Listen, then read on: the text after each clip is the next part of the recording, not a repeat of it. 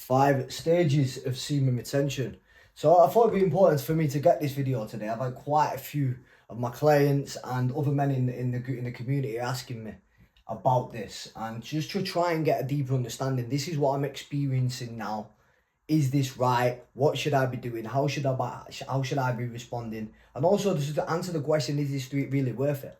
Because this isn't for everybody. This isn't something, I'm not trying to give you a magic pill that solves all your problems. I'm prescribing you something, a potential path that you can take upon that may bring benefits to your life, or it may not. Everyone is personal dependent. Through my experience, it has been life-changing. And through my clients, some of my clients that have took up on this practice, and other people that have spoke about and researched about, they all utilize this practice to get the best out of their life and achieve success in all endeavors, or all working endeavors. But you don't get to achieving success in your life through this practice until you first work your way through these phases. This is where a lot of people end up giving up, end up throwing a towel in, because they don't understand it is a process. It isn't a case of just starting semen retention, returning for a few days, getting a good streak, finding a wife, and making a lot of money, and your problems are solved. You don't have to be a genius to understand that's not how it's going to go. With it being one of the most strongest of your primal urges, as you can tell, this is going to be a bit of a difficult process. But once you end up in phase 5, which I'm going to explain into a bit more detail on this video on how to get there, then that's when you start to see changes in your life. But you don't see any external outcomes. Of course, you're going to feel the benefits. Of course, you're going to see some some shifts internally reflected on the external world, of course. But things don't really start changing in a big way until you've worked through all this backlog of this shit, because it's healing in itself. You've got to heal the system. You've got to repair. You've got to work through all this stuff until you can get to phase 5, which is mastery. So I'm going to dive in on these 5 phases, starting on phase 1. So this phase here this is like the entry phase. This is, I like to call this the friction phase, because you ain't been causing friction on the whatnot, you're going to see some friction externally instead.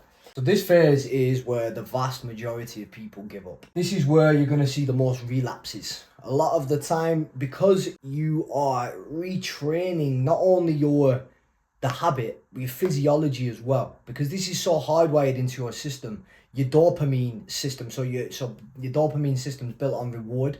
So every time you seek something or do something, you get a reward. So your dopamine system is going to be trained on seeking pursuit through sex and reward through masturbation, ejaculation, or even just releasing in however you want to release, whether it's through sex with a partner or casual sex with a partner or through masturbation. Okay, so you're going to want to release, because you're starving yourself from that ejaculatory response, and you're not releasing as much anymore. You're not getting that spike of dopamine, so your system starts to go on overdrive. So your cravings, your urges to act out that behavior are going to ramp up. It's going to become more intense. Just like anything, you take the bottle away from the baby when it's been having the bottle all the time. What does the baby do? The baby cries. It wants the bottle back. I want my bottle back. So this is the exact same situation. So you're going to relapse several times over, but this doesn't mean you're failing. This doesn't mean you're not doing it right. This doesn't mean you're no good. This is a critical part of the journey. You need to go through all this in order to reach the later phases. So you're going to be relapses. The urges are going to ramp up. This is going to be the most difficult part.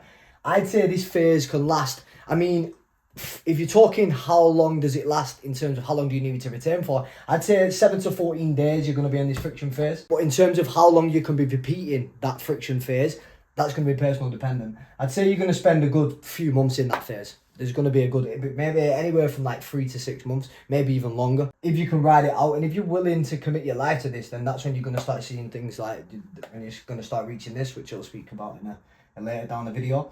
But you need to go through all this shit. A lot of the time, you're going to be bargaining with yourself, or your mind's going to be tricking you into doing, oh, just one won't hurt. Come on, you've done well. Just celebrate. Or, go on, we need to get a good sleep. We've got to get up early in the morning. So you're still up late. You've been up too late. Just have a release. We'll get a good sleep. Then we get up, then it's going to be worth it, because you'll get a good sleep. So your brain's going to be tricking you and giving you bargains to try and get you to act out this habit. There's going to be so many different excuses, so many different justifications for you to then take up on, release, and relapse on the semen retention. All right, so be mindful of this stuff. Understand that this is what is happening. If you can have the level of awareness and you can have an understanding of, right, this is what I am experiencing right now, it's going to make it a lot easier for you to navigate. This is why I'm making this video, so you can get a deeper understanding.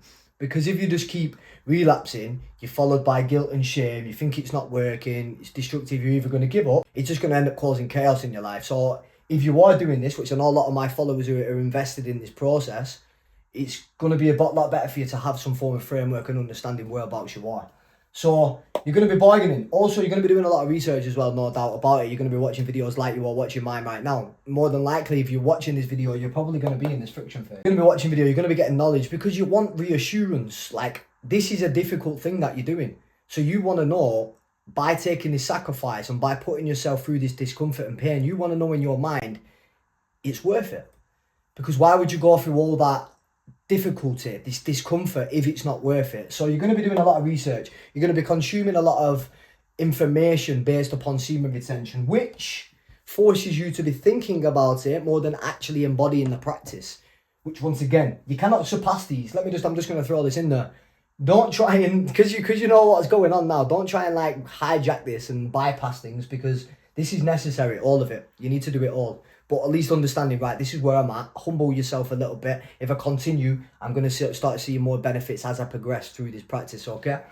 So yeah, because you're researching it and you're trying to get the information, you're trying to get the knowledge, you're going to be up in your mind because the information is circulating around in your brain rather than circulating around in your body. So that's energy is going to be built up, and you're going to be thinking about it even more. And think about it like this: the more you think about something, the more likely you are to act out that habit. So because you're thinking about semen retention, researching about it, getting all the knowledge and information, sex is going to be on your mind. Or it's also another spin to look at it is like, when I tell you not to do something, we all have this little child rebel that lives inside of us. When somebody tells us not to do something, what do we want to do? We want to do it even more. So when you're telling you something, I'm not allowed to do this, I'm not allowed to release, I can't do this, I can't watch this porn site, I can't do this, I can't do that, I can't do this, what's going to happen? Oh, fuck this, it's too hard this, and then you're just going to want to relapse, okay? This is, once again, a necessary part of the process. Your dopamine is going to be absolutely all over the show. So at the start, at the beginning phase, if you aren't releasing and you do start to do a little bit good, no more than likely you're going to be seeking the dopamine in other ways. Or I would prescribe getting your dopamine in other ways. So this is why a lot of the semen retention community couple ice baths. They shout ice baths and cold showers. The reason why they do that is because it's giving you it's replacing the dopamine spike you get from releasing with the cold showers. So find what fits for you. You don't necessarily need to get in an ice bath every single day. I mean, I didn't. I still do cold showers to this day. I just have a little blast at the end of my shower just to give me that dopamine fix. But find what's good for you. Write down a list of all natural dopamine, ways to get natural dopamine, and find the ones that are most convenient and most aligned with you, and say, right, do you know what? If I'm taking upon this practice, I'm going to now double down on this. I might start training a bit more. Might start going on runs, going on walks in nature. Find out what's going to work for you, what's going to give you that like heightened states of dopamine. Do a bit of research as well. This is not what this video is about, but do a bit of research on how to actually readjust or reset your dopamine system or your reward system, so then you don't keep seeking and pursuing it through ejaculation. Right. After you've gone through the friction phase, so we've had a couple of relapses, it's going to be chaos, it's going to be destruction. Then we're going to go into the surge. This is where a lot of people, they start to make it their identity. This is why it starts to get to the head a little bit, because you start to get a spike in energy now. You're like, ooh, yeah, you start to get a little bit of traction. You start to surpass that week mark, 2 week mark. You might be touching a month. And the confidence starts to go, you're like, right, I've got this. It's like when you're a child and you're trying to get on the bike, you're like, oh, keep falling off. And you finally get a bit of momentum. You're like, woo, I've got it. And then you might get a bit overconfident and boom, you crash into a wall or something. And this is exactly what this is exactly what to expect on phase 2. Clarity is going to go up. Confidence is going to go up. You're going to start getting recognition externally as well. So that's going to have an even bigger boost on the ego, on the confidence, which this isn't a bad thing, by the way. Don't try and suppress it. Go in all guns blazing, immerse, feel that confidence, embody it. Even if it is self-inflated, feel it. Embrace that shit, man. So you're going to be chasing the highs then, because you're feeling good. You're going to be chasing the streaks. You're going to be like, this is you now. This is me now. I feel good. Girls are looking at me more. I'm feeling ripped. I'm in control. Like, yeah, I'm the man. This is how you're going to be feeling. But you can fall into a trap of thinking, I've arrived, I've done it, I've cracked it, this is it. And this is when it becomes destructive, because once you believe you're arrived, you've cracked the system, you make it your identity. And anything we make our identity and we attach to too much is going to eventually destroy us. Write that down. Anything we over-identify with will eventually destroy us. So, I've experienced all these, by the way. I was the guy that returned. Do you know? Because it's cool, right? Then once you think that, then when you do relapse, because you will, this is going to come with an even bigger spike of guilt and shame. Because you've done better this time, because you believed you've cracked it, you're the man, you're confident. Once you relapse, all that disappears. It goes now. Because you've over-identified with it, and now that identity's been stripped away from you, you can no longer live up that name. You can no longer feel that confidence. So pendulum has to swing. If you've got this super high of confidence and you're feeling on top, you're feeling on your game, what happens when you relapse? You're getting hit with an even bigger dose of lack, guilt, shame, and you feel like a failure. And this is also where a lot of people quit. It's like, wow, I've been doing so good, and then I've relapsed. I feel even worse. Like I've got to start all over again. And this is the voice in the head. And this can be a little bit detrimental, because we get too caught up on the streaks. Like, oh, I want to get X amount of days. I want to do this. I want to get. But this is destructive. I mean, you have to do it. It's necessary to start counting the days at the start to get that momentum and set yourself goals and have some waypoints to hit and have an understanding of whereabouts you're at. But over-identification with the streak, like I was saying just 2 minutes ago, is eventually going to destroy you, because when you do relapse, you're not that person anymore. Or it's going to be coming from the ego is going to collapse. But this is when it's going to start instilling. I'm gonna move on to this in a minute. Feeling a little bit of humility, but after you've gone through this surge and you start getting a little bit of momentum, after you relapse, if you do continue and you do decide you're going to continue, then this is when you'll enter onto phase 3, because the energy in this phase, it is real. It's just not directed yet. So the energy is real. It's just not contained. You don't understand how to utilize this energy correctly just yet. It's like you get this new power, but you don't know how to wield it. So you start fucking up a little bit. And it's just like any new superhero. You get a superhero, you find out you got a power.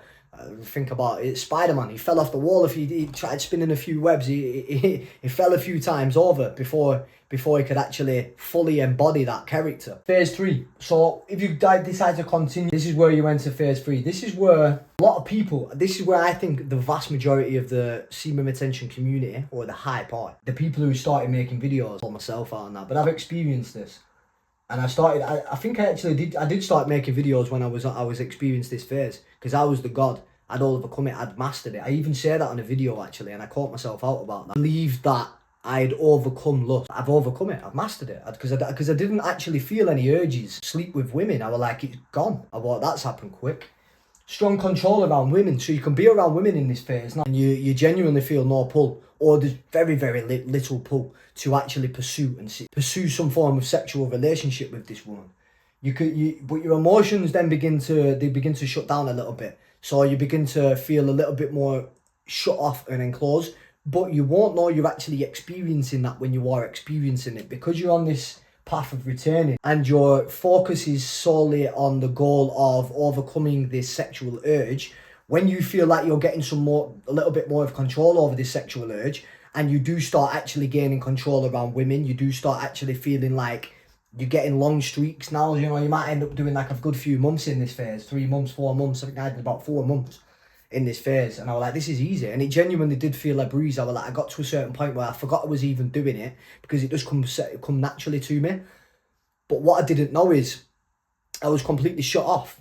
Like, I shut myself off, shut down. So when your emotions shut down and you suppress this sexual energy and shut it off, that's when it's going to cause chaos and destruction in your life. So also it's going to get to your ego a lot more, because you are getting this control. You believe you've overcome it, where I believe that I didn't know at the time, because you're illusory, because you can only communicate, or you can only communicate based off what you can experience in that moment. So because you're feeling like you have overcome this and you're unaware that it is just purely suppression, then that gets to your ego. You believe you're superior. I could be around beautiful 10-10 supermodels and not even feel a pull. Like, yeah, you're beautiful, but I'm the guy that's retaining. I'm too powerful. I'm too strong, because no women can get to me. And this is the kind of ongoing dialogue and thoughts that are going to be running around your mind whilst coupled up with this suppression, because your mind and the identity that you've crafted around semen retention is going to eventually cause you to suppress these urges. This is where a lot of people in the community are spending the time right now. They think they've cracked it, they think they've overcome it. Really, they're just suppressing the sexual desires. And when you do this, this is going to be very, very destructive because, like I said, the power of this energy, it is one of the most powerful life forces on the planet, the second strongest of all human desires. If suppressed, do you think that energy is just going to go nowhere? Think of it as a spring. I've used this analogy in the past. I'm going to use it again. Push it down for too long, but it just pops back up and it's going to come back in a nasty, nasty way. I've done it when I've suppressed other things in the past and they end up coming back 100-fold. You may even be able to relate this to something else in your journey where you've suppressed it. But you're unknown that you're suppressing it at the time. But yeah, you become rigid. You become rigid. You become a little bit rigid. So you're a little bit, because you're shut off emotionally to that sexual energy, because it's not only the pursuit of sex, it's your creative, playful energy. So it's like your childlike energy. Any high achiever, any person who's achieved a high bouts of success in their life, they are highly sexed individuals. They are highly sexually driven, but they do not suppress it. They allow it to express itself and they transmute and channel it in different ways.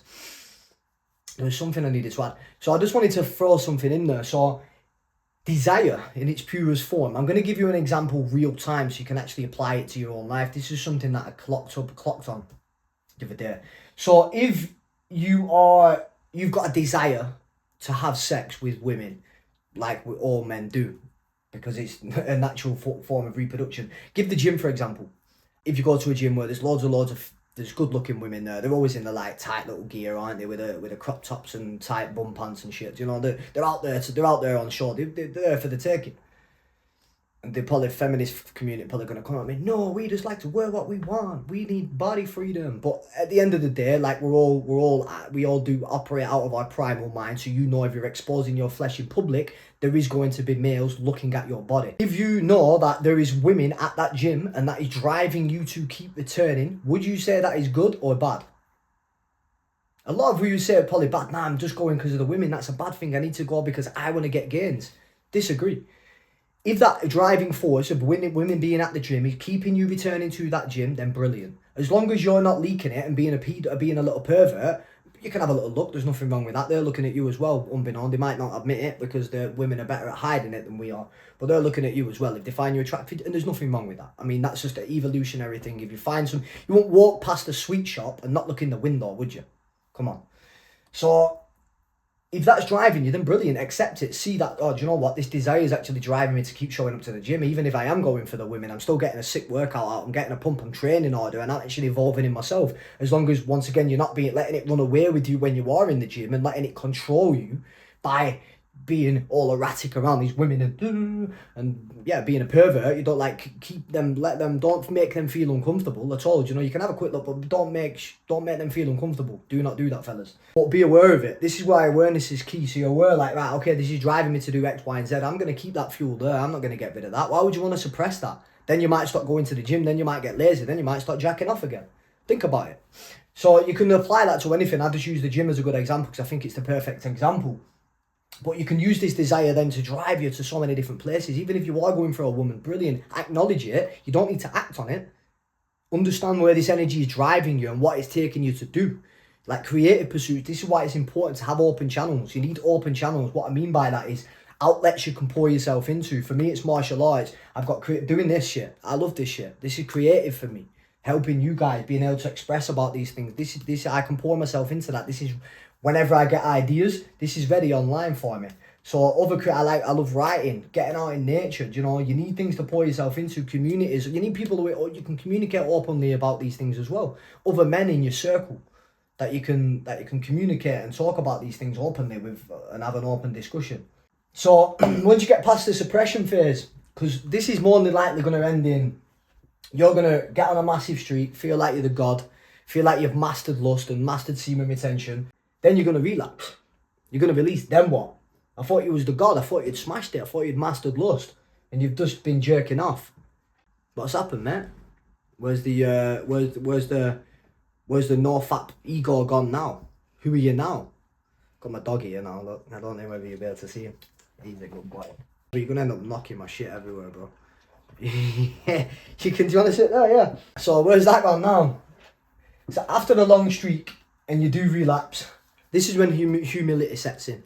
You've gone through all this stuff now. You've had the surge, you felt the confidence, you started suppressing, think you've overcome it, and then you've had to relapse and realise, hold on a minute, I'm not actually in control of this as I thought I was. And it brings you back down on your high horse, it brings you down from your high horse then. You've had to start this 3 month streak all over again, and you're like, oh, what? Do you know, I thought I'd smashed it, I thought I won. You know, I thought I won the game. And through this, instead of feeling guilt and shame this time, this is how you know you've transcended. This is how you know you've evolved. Instead of feeling guilt and shame, you might feel initially for a sec, but you're like, no. Like, I'm going to need to look at this from a different angle now. I need to humble myself and bring myself back down to a human level and realise, hold on, I'm not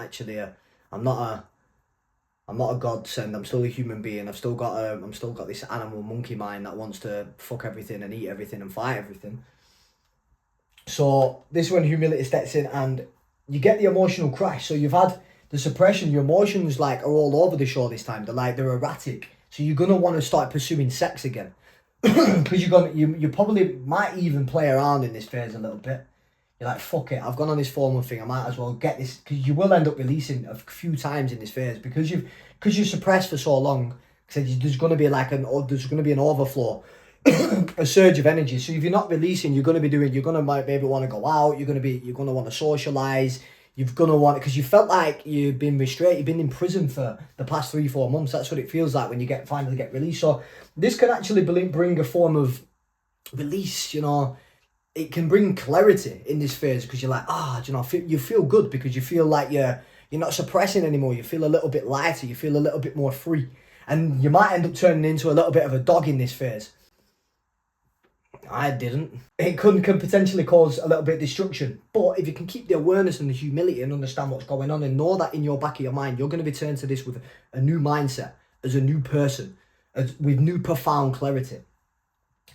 And all you'll understand is it's not that you have failed, not that you lack discipline, not that you aren't this X, Y, and Z. It's just that you've lacked integration. So you've managed a surge of energy, you've been able to get on these long streaks, you've just not integrated that sexual energy and allowed it to transmute and transmit into positive things. So this is when you're going to start looking into this stuff. Maybe watching a bit of my content, maybe doing a bit more research, maybe asking some more deeper questions on how to circulate, move, and transmute this energy. I've got another video about that on my channel. I'm not going to link it, but I'll let you find it yourself. I can't remember what it's called now.